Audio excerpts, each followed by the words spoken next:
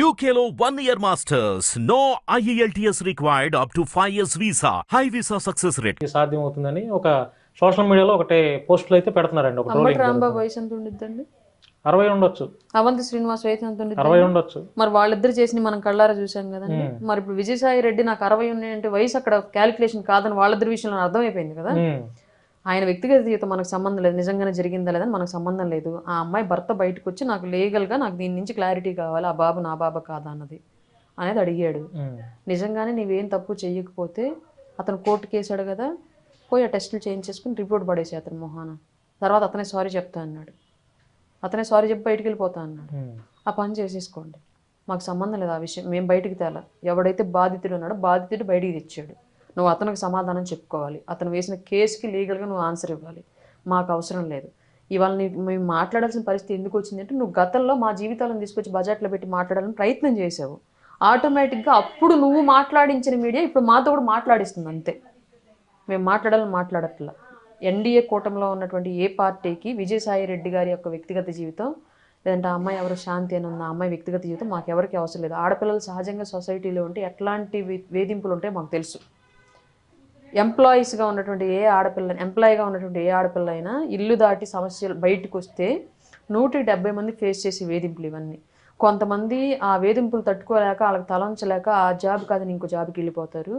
కొంతమంది ఛాలెంజింగ్గా తీసుకొని వాళ్ళు ఏ వేధింపులు పెట్టినా సరే వర్క్ వేధింపులే చేస్తారు, ఏం చేసిన మ్యాక్సిమమ్ ఆ వేధింపుల్ని ఛాలెంజ్గా ఫేస్ చేస్తారు. అంత స్ట్రగుల్ చేయలేక ఈజీ లైఫ్ ఈజీ గోయింగ్ వెళదాం అనుకున్న వాళ్ళు లొంగిపోతారు. ఈ 3 ఇష్యూస్ జరుగుతాయి ఎవరి విషయంలో అయినా సరే. అంటే మేడం తప్పుగా అనుకోవద్దు, మిమ్మల్ని ఈ ప్రశ్న అడుగుతున్నానని, మీకు కూడా ఈ రకమైనటువంటి వేధింపులు మీ పార్టీలో జరిగాయా? పార్టీ అని నేను చెప్పట్లా, అంటే పొలిటికల్ గా ఉన్న వాళ్ళకి ఇవన్నీ common. Not only politics, job తీసుకో. ఈవెన్ ఒక బిల్డింగ్ దగ్గర డైలీ లేబర్ అదే ఇసుక బొచ్చులు మోసుకుంటాం కదా, అక్కడికి వెళ్ళు, లేదా ఒక మిరగాయల యార్డ్లోనో, ఒక పొగాకు గోడౌన్లోనో, ఒక పత్తి బేరలోనో, లేదంటే ఇంకెక్కడన్నా ఒక చేపలు సెగ్రిగేట్ చేసేటువంటి ఒక ప్లేసెస్లోనో, ఒక నూలు దారాలు ఉడికే ప్లేసెస్లోనో, 1, 2 అని కాదు, మీరు ఏ ప్లేస్కి వెళ్ళినా ఒక మహిళ ఇల్లు దాటి బయటికి వచ్చింది అని, ఈవెన్ ఇప్పుడు ఇళ్లలో ఉన్న వాళ్ళు కూడా రక్షణ లేదు, మామల నుంచో మరుదుల నుంచో రిలేషన్స్ నుంచి జరుగుతున్న ఇష్యూస్ అవి. అట్లాంటప్పుడు ఒక మహిళ సహజంగా బయటకు వచ్చింది అంటే ఎవరైనా 170 మంది ఫేస్ చేసే ఇష్యూ అండి ఇది. వేధింపులు అనేవి 170 మంది ఫేస్ చేసే ఇష్యూస్, 30 మందికి ఆ వేధింపులు ఉండవు. వాళ్ళకి మరి అవతల వాళ్ళకి ఎవరికి వాళ్ళు కనెక్ట్ అవ్వలేకపోవడమో, లేదంటే ఇంకో నచ్చకపోవడమో వేరే కారణం సైడ్ నుంచి 30 మంది దీని నుంచి ఎక్స్క్యూజ్ చేసేద్దాం. 70 మంది ఈ వేధింపులు ఎదుర్కొనే వాళ్ళు. 70 మందిలో కొంతమంది ఒక రకంగా, కొంతమంది ఒక రకంగా ఈ ప్రాబ్లమ్ ఓవర్కమ్ చేస్తారు. అందులో భాగంగానే ఈ శాంతి అనే ఆవిడ కూడా అట్లాంటిది ఏదైనా ప్రాబ్లం ఫేస్ చేసిందేమో మనకు తెలీదు. వాళ్ళ భర్త బయట పెట్టాడు కాబట్టి వాళ్ళు మనం మాట్లాడుకుంటున్నాం ఆ విషయం గురించి, లేదని మనకు సంబంధం లేదు ఆవిడ విషయం, అసలు నథింగ్. రాజకీయాలకి ఆ అమ్మాయి జీవితానికి ఏంటండి సంబంధం? ఇప్పుడు ఇవాళ వైసీపీ పతనానికి కానీ విజయసాయి రెడ్డి అమ్మాయితో పెట్టుకున్న అఫైర్ కానీ ఏమైనా సంబంధం ఉందా? లేదు. ఇవాళ ఎన్డీఏ కూటమి చేస్తున్నటువంటి అభివృద్ధికి కానీ, లేదంటే ఆ అమ్మాయి పుట్టిన బిడ్డకు కానీ ఏమైనా సంబంధం ఉందా? లేదు. సమస్య ఎక్కడ? వాళ్ళ భర్త నాకు పుట్టారని చెప్పేసి చెప్తున్నారు, రేపొద్దు నా ఆస్తిలో వాటాలు అడుగుతారు, లేదా నా కొడుకునని చెప్పేసి ప్రచారం చేసింది జనానికి. బట్ ఆ అబ్బాయి నాకు పుట్టలేదు, నాకు DNA టెస్టులు కావాలి, నాకు ఫలానా వాళ్ళ మీద అనుమానం ఉందని అతను చెప్పాడు. అక్కడ దుమానం రేగింది. ఎందుకు రేగింది? నువ్వు గతంలో ఇట్లాంటి పంచాయతీలు నీ టీవీ ఛానల్స్ ద్వారా, నీ సోషల్ మీడియా ఛానల్స్ ద్వారా, నీ యూట్యూబ్ ఛానల్స్ ద్వారా ఆంధ్ర రాష్ట్ర రాజకీయాల్లో నువ్వు తెచ్చావు కాబట్టి ఇవాళ నీ పరిస్థితిని అవే ఛానల్స్ వాళ్ళు ట్రోల్ చేస్తున్నాయి. సమాధానం చెప్పుకో. రాష్ట్రానికి దానికి సంబంధం లేదు. విజయసాయి రెడ్డి వ్యక్తిగత జీవితంతో మాకు సంబంధం. నువ్వు ముసలోడివా, 3 గాళ్ళోడివా, లేదంటే పరుడిచి పిల్లోడివా, మాకు అవసరం లేదు. వయసే క్రైటీరియా అనుకుంటే అంబటి రాంబాబు వయసు ఎంత, ఆడియో లీకులు విన్నాము. అవంతి శ్రీనివాస్ వయసు ఎంత, వీడియో లీకులు ఆడియో లీకులు విన్నాము.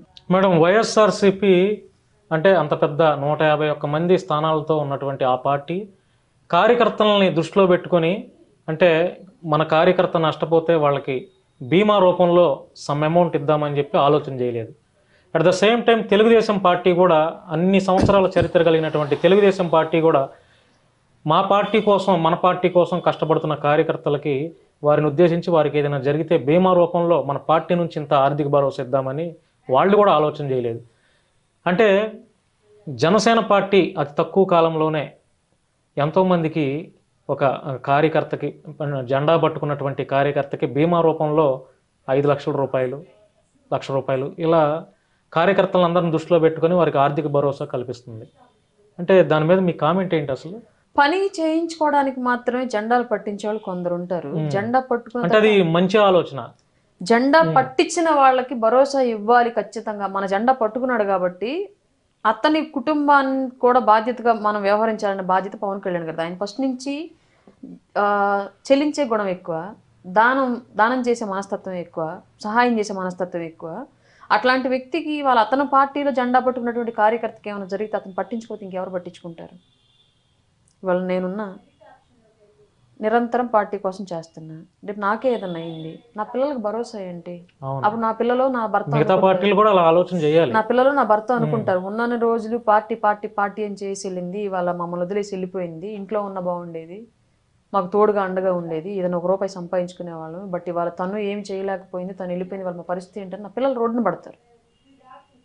అట్లాంటి వాళ్ళని, మనల్ని నమ్ముకొని పనిచేసిన కార్యకర్త కోసం నిలబడాల్సిన అవసరం మనకుంది అని బలంగా భావించారు కాబట్టి పవన్ కళ్యాణ్ గారు ఇవాళ క్రియాశీలక సభ్యత్వ ఇన్సూరెన్స్ బీమా అనేది పెట్టారు. పనిచేస్తున్నాం, ఎలాగో 5 రూపాయలు 500 పోగొడితే మనకు ఒక భరోసా ఉంటుంది.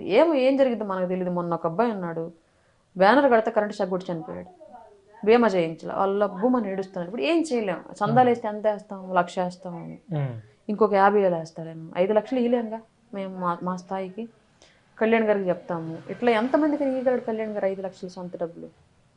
బీమా చేస్తే ఆ బీమా అనేది భద్రంగా ఉండిద్ది. ఏమైనా జరిగితే ఎవరు ప్రమాదం జరగాలని కోరుకోరు, అనుకోకుండా జరిగితే ఆ కుటుంబం రోడ్డున పడకూడదు. రోడ్డు యాక్సిడెంట్లో పోయేది ప్రాణమే, కానీ మిగులున్న ప్రాణాలన్నీ రోడ్డునే ఉంటాయి ఆ కుటుంబానికి సంబంధించి. అట్లాంటి పరిస్థితి కలగకూడదు, ఆ రోడ్డున పడే కుటుంబాలను ఆపాలి అనేదే పవన్ కళ్యాణ్ గారి యొక్క ఆలోచన.